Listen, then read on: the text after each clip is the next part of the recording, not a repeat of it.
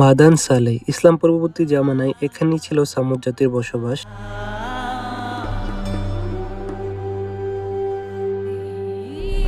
আল্লাহকে অস্বীকার করায় এখানেই নেমে এসেছিল গজব এবং ধ্বংস হয়ে গিয়েছিল সেই সময়কারী এক সম্ভ্রান্ত সভ্যতা।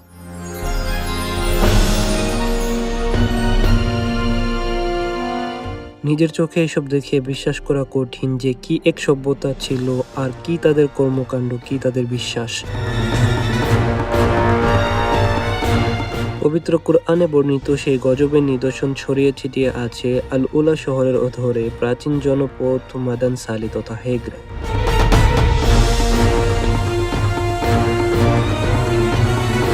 সে সময়ে সামুদ জাতির লোকজন পাথর খোদাই ও স্থাপত্যবিদ্যায় ছিল পারদর্শী। পাহাড় কেটে বড় বড় প্রাসাদ ও সমাধিসৌধ বানাত তারা।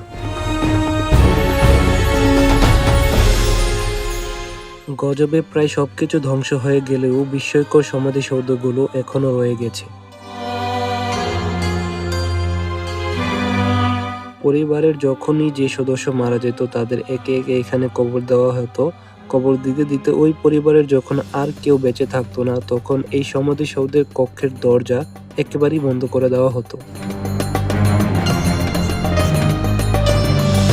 এইখানে এখন আর কোনো মানুষ বসবাস করে না, যেই কারণে এটাকে বলা হয় মৃতের শহর। তাবুক সফরের সময় মহানবী সাল্লাল্লাহু আলাইহি সাল্লাম এই জায়গাটিকে শনাক্ত করেছিলেন এবং এখানে মুসলিমদের আসার ব্যাপারে সতর্ক করে দিয়েছিলেন। কিন্তু 2019 সালে এটাকে কেন্দ্র করে পর্যটক বিকাশে মনোযোগ দিয়েছেন সৌদি সরকার। প্রতিদিনই পৃথিবীর বিভিন্ন প্রান্ত থেকে পর্যটকরা আসছেন এই নিদর্শন দেখতে। বন্ধুরা, এই ভিডিওতে মাদান সালেহ সেই প্রাচীন ইতিহাস এবং বর্তমান অবস্থান তুলে ধরার পাশাপাশি জানানোর চেষ্টা করব যে নবীজির সতর্কবার্তার পরেও কি কারণে বা কোন যুক্তিতে এই জায়গাটি পরিদর্শনের সুযোগ করে দেওয়া হচ্ছে।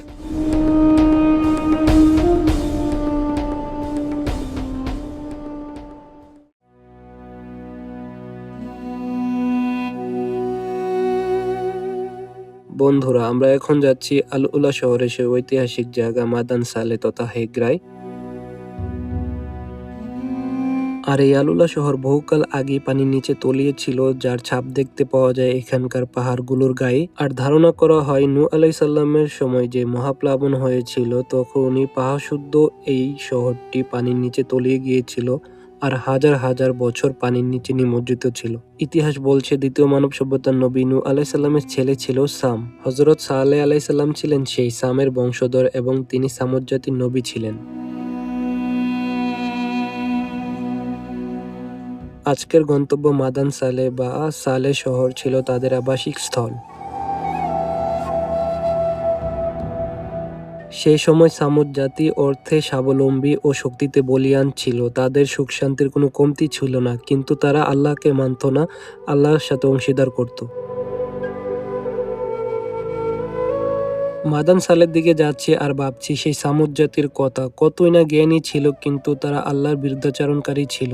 ভুল ভাঙিয়ে সুপথে আনতে একদিন সালেহ আলাইহিস সালাম তাদেরকে আল্লাহর পথে আহ্বান করলো। তাদের বোঝানোর চেষ্টা করলো যে আল্লাহ এক, তার কোনো অংশীদার নেই, অতএব তোমরা তার কাছে প্রার্থনা করো। পবিত্র কুরআনে সূরা হুদের 61 নম্বর আয়াতে এই ঘটনার বর্ণনা রয়েছে। হযরত সালেহ আলাইহিস সালামের আহ্বানে নগণ্য গুটি কয়েক ছাড়া আর কেউ সাড়া দিল না। সতর্কবার্তা এড়িয়ে গেল। তারা তাদের প্রাসাদ ও সম্পদ শক্তি নিয়ে গর্ব ও অহংকার করলো। বলল, নবী হলে তো আমরা হব, সালেহ কেন? পবিত্র কুরআনে সূরা সাদের 8 নম্বর আয়াতে ইরশাদ হয়েছে, আমাদের মধ্য থেকে কি তার উপরই আল্লাহর নসিহত নাজিল হলো? কতটা অহংকারী না ছিল সেই সামুদ জাতির গোষ্ঠীর মানুষেরা।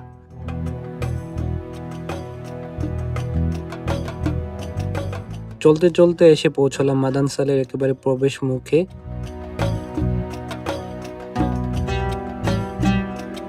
প্রবেশ মুখের পাশেই একটি হসপিটালিটি সিস্টেম আছে, যেখানে আপনি আরবিক কফি ও খেজুর ফ্রিতে খেতে পারবেন। আর এটা হচ্ছে ভিজিটরদের বসার জায়গা। তার পাশেই আছে একটি কফি শপ, যেখান থেকে আপনি আইসক্রিম বা কফি বা কেক এখান থেকে আপনাকে কিনে খেতে হবে। আমি এখন মাদান সালেহ বা হেগরা নগরীর ভেতরে প্রবেশ করেছি। শুরুতেই নজরে এলো পাহাড় কেটে তৈরি করা ঘর ও সমাধিগুলো। বড় বড় প্রাসাদ ও পাহাড় কেটে দালান কোঠা তৈরি করত তারা। কারুকার্য ও নকশা করে সুন্দর সুন্দর পাথরের প্রাসাদ তৈরি করত তারা। এই মুহূর্তে তাদের সেই নিদর্শনগুলি আমার চোখের সামনে ভেসে উঠছে। এখানেই আল্লাহর গজবে ধ্বংস হয়েছিল সামুদ জাতি। অনেক ইসলামিক স্কলার মনে করেন সামুদ জাতি পরবর্তীতে নাবাতিয়ান হিসাবেও পরিচিতি লাভ করে। এখান থেকে 500 কিলোমিটার দূরে অবস্থিত জর্ডানের পেট্রা নগরী, সেখানকার নাবাতিয়ানদের সাথে এখানকার নাবাতিয়ানদের সম্পর্ক রয়েছে ধারণা করা হয়। সামুদ তথা নাবাতিয়ানদের প্রাচীন নিদর্শনগুলো দেখে অবাক হতে হয়। এখানে গজব আসার আগে আলাইহিস সালাম আল্লাহর নবী হিসাবে কতই না চেষ্টা করেছিলেন তাদেরকে সুপথে ফিরিয়ে আনার জন্য, কিন্তু তার কথা তো কেউ শুনলই না। উল্টো আলাইহিস সালামের কাছে নবী হওয়ার প্রমাণ চেয়ে বসলো তারা চেয়ে বসলো, আপনি যদি আল্লাহর নবী হয়ে থাকেন তাহলে আমাদেরকে এখানকার পাহাড়ের ভেতর থেকে একটি 10 মাসের গর্ভবতী সুসবল স্বাস্থ্যবান একটি উট বের করে দেখান। সালেহ আলাইহিস সালাম বললেন, তোমরা যদি আল্লাহর প্রতি ঈমান আনার প্রতিশ্রুতি দাও তাহলে আমি তাই করে দেখাবো। তারা প্রতিশ্রুতিও দিল। সালেহ আলাইহিস সালাম আল্লাহর কাছে দোয়া করলেন, আল্লাহ তার ডাকে সাড়াও দিলেন। পাথরময় পাহাড় থেকে গর্ভবতী একটি উট বেরিয়ে এলো। কুরআনে এটিকে আল্লাহর উট বলে আখ্যায়িত করা হয়েছে। এই বিস্ময়কর মর্যাদা দেখে কিছু লোক তৎক্ষণাৎ ঈমান আনলো, বাকিরা ঈমান আনতে চাইলে সমাজপতিরা বাধা দিল। এরপরের ঘটনা প্রবাহ ভীষণ মর্মান্তিক, যা আপনাদের সামনে আমি ধীরে ধীরে তুলে ধরবো। চলতে চলতে আমি চলে আসছি মাদান সালের প্রথম দর্শনীয় স্থান জাবল ইদলিবের কাছে। জাবল ইদলিবের এই বিশাল পাহাড়টি কেটে দেওয়ান নামের এই হলরুমটি সামুদ জাতিরা তৈরি করেছেন। এই হলরুমটিতে বসে তারা তাদের সোসাইটির বিষয়ে বিভিন্ন মিটিং করতেন। আর এই হলরুমটিতে যে কেউ আসতে পারতো না। তখনকার যারা খুব প্রভাবশালী ছিল শুধুমাত্র তারাই এখানে আসতে পারতো। আর এখানে শুধু মিটিং নয়, বিভিন্ন অনুষ্ঠান, গান, আনন্দ, আড্ডা এই জায়গায় হতো। এখানে দুটি পাহাড়ের মাঝে প্রাকৃতিকভাবে একটি সুড়ঙ্গ বা গলিপথ তৈরি হয়েছে, যার দুপাশে নাবাতিয়ানদের হাতের লেখা প্রতিটি উপাসনালয় ও তাদের কল্পিত স্রষ্টার প্রতিচ্ছবি খোদাই করা হয়েছে। এটিও একটি উপাসনালয়। উপরের লেখাটি বিশ্লেষণ করে আমাদের গাইড বললেন, সে সময় সিরিয়া থেকে আসা এক ব্যক্তি তার মনোনীয় স্রষ্টা আয়রার উদ্দেশ্যে এই উপাসনালয়টি তৈরি করেন এবং উপরে লিখে রাখেন, এখানে আসা যে কেউ এই উপাসনালয়ে প্রার্থনা করতে পারবে। আসলে সামুদ তথা নাবাতিয়ানরা একাধিক স্রষ্টায় বিশ্বাস করতেন, যা নিয়ে তাদের মধ্যে কোনো বিদ্বেষ ছিল না। যে যার মনোনীত স্রষ্টার আরাধনা করতেন। এই কারণে এখানে বিভিন্ন ধরনের উপাসনালয়ের দেখা মিলে। আর সামুদ তথা নাবাতিয়ানরা তারা ঈগলকেও তাদের স্রষ্টা হিসেবে মনে করতেন। তারা মনে করতেন তাদের স্রষ্টা ঈগলের মতো মহাশূন্য থেকে এই পৃথিবীতে নেমে আসতে পারেন, যে কারণে তাদের যে কোনো ভাস্কর্যে ঈগলকে প্রাধান্য দেওয়া হয়।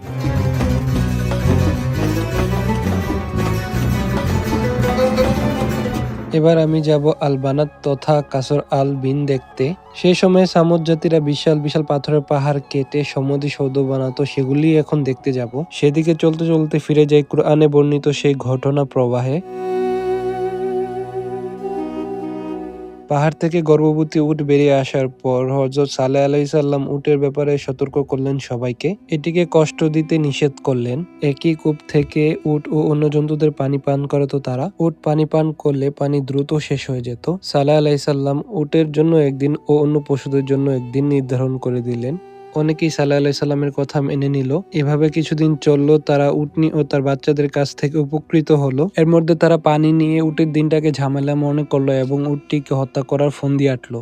একসময় সামুদ জাতির মেস্তা ও কাসার নামে দুই যুবক বিভিন্ন প্রলোভনের নেশায় মুক্ত হয়ে উটটিকে হত্যা করলো। সূরা আরাফের ৭৭ নম্বর আয়াতে আল্লাহ তাআলা সে অবস্থার বিবরণ দিয়ে বলেন, অতঃপর তারা উটনিকে হত্যা করলো, সেও প্রতিপালকের আদেশ অমান্য করলো। তারা বলল, হে সালেহ, এবার নিয়ে এসো যা দিয়ে আমাদের ভয় দেখাতে তুমি যদি নবী হয়ে থাকো। এরপর সামুদ জাতির এমন দাম্ভিকতা বেশিক্ষণ আর স্থায়ী হয়নি।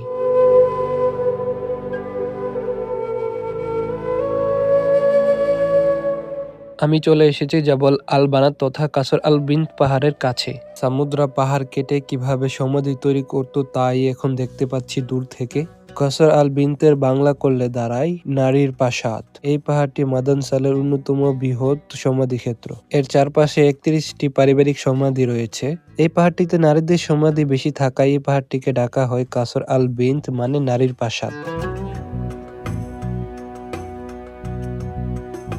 সে সময় নাবাতিয়ান তথা সামুদ্রা বিভিন্ন স্থানে ঘুরতে যেত, বিভিন্ন প্রান্তের পর্যটকদের স্বাগত জানাতো এখানে।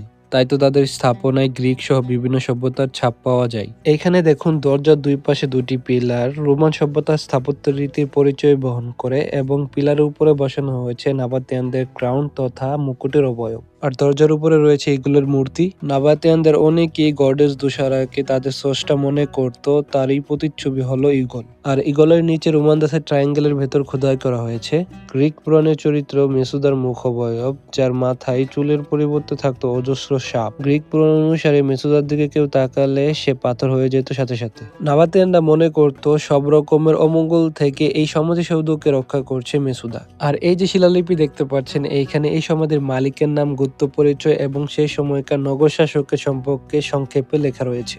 আর সে সময় নাবাতিয়ান জনগোষ্ঠীর মধ্যে যারা সবচেয়ে প্রভাবশালী ছিল, ধনী ছিল, তাদেরকে এইভাবে সমাহিত করা হতো। এবং এখানে অনেক কিছু সিম্বলিক হিসাবে রাখা হয়েছে এবং এখানে সকল সমাধির উপরে আপনি দেখতে পারবেন এরকম 5টি সিঁড়ির মতো। এবং এই 5টি সিঁড়ি রাখার কারণ তারা মনে করতেন মৃত্যুর পর তাদেরকে এখানে সমাহিত করা হলে এই 5টি সিঁড়ি বেয়ে তারা স্বর্গে চলে যাবেন। তারা মনে করতো মানুষ মরে গেলে একেবারে নিঃশেষ হয়ে যেত না, তাদের পরবর্তী জন্ম হবে, সেই বিশ্বাস তারা রাখতেন এবং এভাবে সিঁড়ি তৈরি করতেন। আগেই বলেছি তারা নিজেদের অমর মনে করত, তারা বিশ্বাস করত মৃত্যুর পর আবারও জীবন পাবে তারা। এই অন্ধবিশ্বাস ও দাম্ভিকতার কারণে হযরত সাল্লাল্লাহু আলাইহি সাল্লাম এত বোঝানোর পরেও তারা তো আল্লাহর রাস্তায় আসলোই না, উল্টো হত্যা করলো সেই উটনীকে। সাল্লাল্লাহু আলাইহি সাল্লাম উটনীকে হত্যার কথা শুনে লোকজনের কাছে গেলেন, তাদেরকে আযাবের দিনক্ষণ জানিয়ে দিয়ে বললেন, তোমরা তোমাদের ঘরে আরো 3 দিন বাস করে না।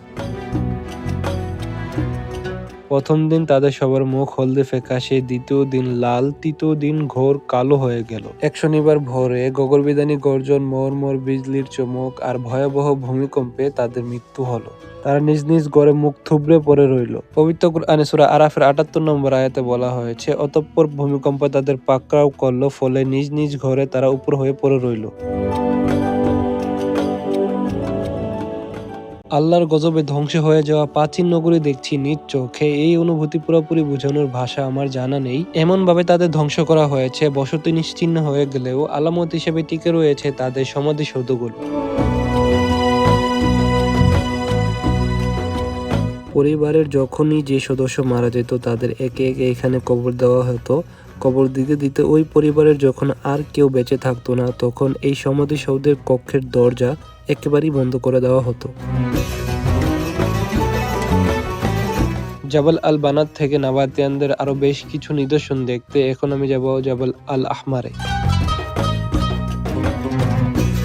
বেলে পাথরের এই সমভূমি পাহাড়ি স্তরগুলো গঠিত হয়েছে প্রায় 500 মিলিয়ন বছর আগে। কালে বিবর্তে পাথরগুলো ক্ষয়প্রাপ্ত হয়েছে। তাবুক সফরের সময় আলুলায় অবস্থান করেন মহানবী হযরত মুহাম্মদ সাল্লাল্লাহু আলাইহি সাল্লাম। এ সময় তিনি মাদান সালে বা হেগরায় অবস্থান করার ব্যাপারে মুসলিমদের সতর্ক করে দেন। গজবের এই জায়গাটি তিনি দ্রুত অতিক্রম করার পরামর্শ দিয়েছিলেন। কিন্তু 2019 সাল থেকে এই জায়গাটি ঘিরে পর্যটক কার্যক্রম শুরু করেন সৌদি আরব। প্রশ্ন উঠতেই পারে, নবীজি সাল্লাল্লাহু আলাইহি সাল্লামের সতর্কবার্তার পরেও কেন এখানে পর্যটনের ব্যবস্থা করা হলো, আর আমাদের মতো পর্যটকরাই বা কেন এখানে আসছে? এসব পক্ষে ইসলামিক স্কলাররা বিভিন্ন যুক্তি দিচ্ছেন। প্রথমত, নবীজি বলেছেন এই জায়গাটি দ্রুত অতিক্রম করতে। সেই হিসাবে এখানে এসে রাত্রি যাপন কিংবা দীর্ঘ সময় অবস্থান না করে শুধুমাত্র শিক্ষা লাভ ও জ্ঞান আহরণের উদ্দেশ্যে অল্প সময়ের ভ্রমণে কোনো রকমের বাধা নেই, কারণ এর মাধ্যমে মানুষ চাক্ষুষ জানতে পারবে যে আল্লাহর নির্দেশ অমান্য করার শাস্তি কেমন হতে পারে। দ্বিতীয়ত, অধিকাংশ ইসলামিক স্কলাররা মনে করেন নাবাতিয়ানরাই সামুদ জাতি। তবে অনেকেই বিমত প্রকাশ করে বলেছেন নাবাতিয়ানরাই সামুদ জাতি কিনা তা শতভাগ প্রমাণিত নয়। নাবাতিয়ানরা যদি সামুদ না হয়ে থাকে তাহলে এই স্থান নিয়ে নিষেধাজ্ঞার প্রশ্নটিও ফিকে হয়ে যায়। আমি এখন চলে এসেছি জাবাল আল আহমারের কাছে। এই পাহাড়ে অনেকগুলো সমাধিসৌধ রয়েছে। প্রতিটি সমাধিতে রয়েছে একাধিক ব্যক্তির কবর। আর বন্ধুরা, এই পাহাড়টা কিছুটা লাল ধরনের, যে কারণে এই পাহাড়টিকে বলা হয় রেড মাউন্ট বা লাল পাহাড়।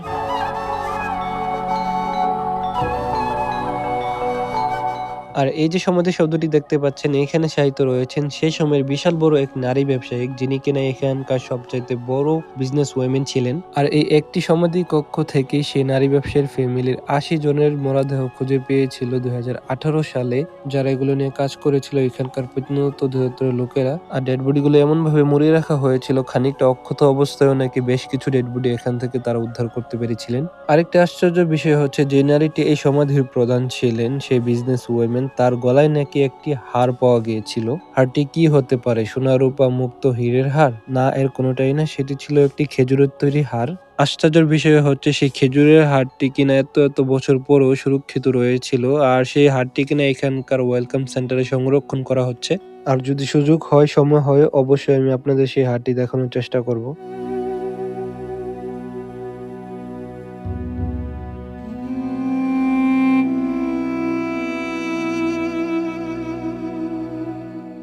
আল আহমার দেখা শেষ করে এখন আমি যাচ্ছি আল ফারিদের দিকে। আর এখন যে পাহাড়টি দেখতে যাচ্ছি সেটি নাকি এখানকার সবচাইতে আকর্ষণীয়, যে কারণে এখানে আমাকে একেবারে শেষের দিকে নিয়ে আসা হলো। এখানকার এই সমাধিসৌধের নাম কাসর আল ফারিদ। এটি মাদান সালের আইকনিক নিদর্শন। গুগলে হেগরা বা মাদান সালে লিখে সার্চ দিলে এই টম্বটির ছবি সামনে চলে আসে।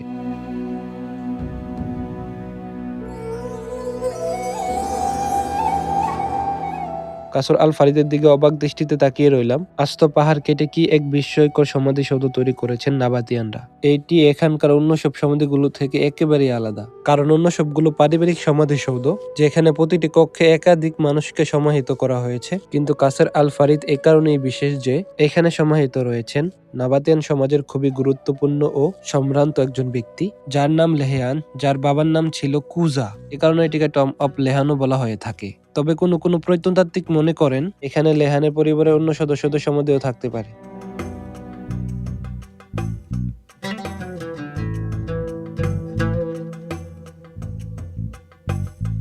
আরেক কারণে এটি অন্যগুলো থেকে আলাদা। এর নিচের অংশ খেয়াল করলে দেখবেন যে এটি অসম্পূর্ণ।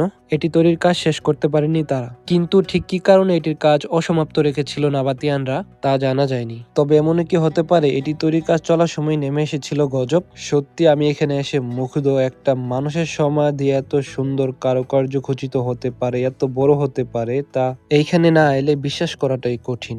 আর এই সমাধিটি এখানকার সবচেয়ে বড় সমাধি, যদিও এটি অসম্পূর্ণ রয়ে গেছে। যদি এটি সম্পূর্ণ হতো তাহলে দেখতে কেমন লাগতো তা কল্পনারও অতীত। কিন্তু এখনই যে অবস্থায় আছে, এর বিশালতা, এর সৌন্দর্যের কারুকার্য যে কাউকে মুগ্ধ করবে।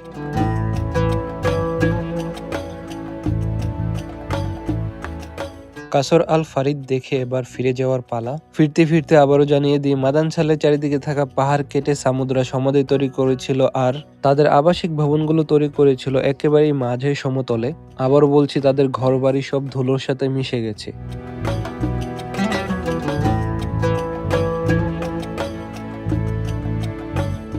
যে ক্যাফে থেকে পরিদর্শন শুরু করেছিলাম, ফিরে আসলাম সেইখানে। আর বন্ধুরা, এটি একটি গিফট শপ। এখান থেকে চাইলে আপনি আপনার প্রিয়জনদের জন্য কোনো কিছু উপহার হিসেবে কিনে নিয়ে যেতে পারেন।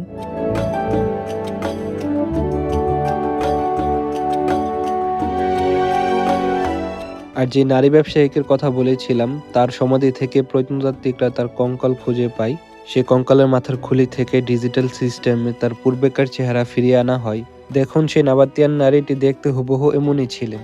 জানিয়ে রাখি, এই নারীটি দাঁতের অসুখ ও ঘাড়ে হাড়ের সমস্যায় মারা গিয়েছিলেন।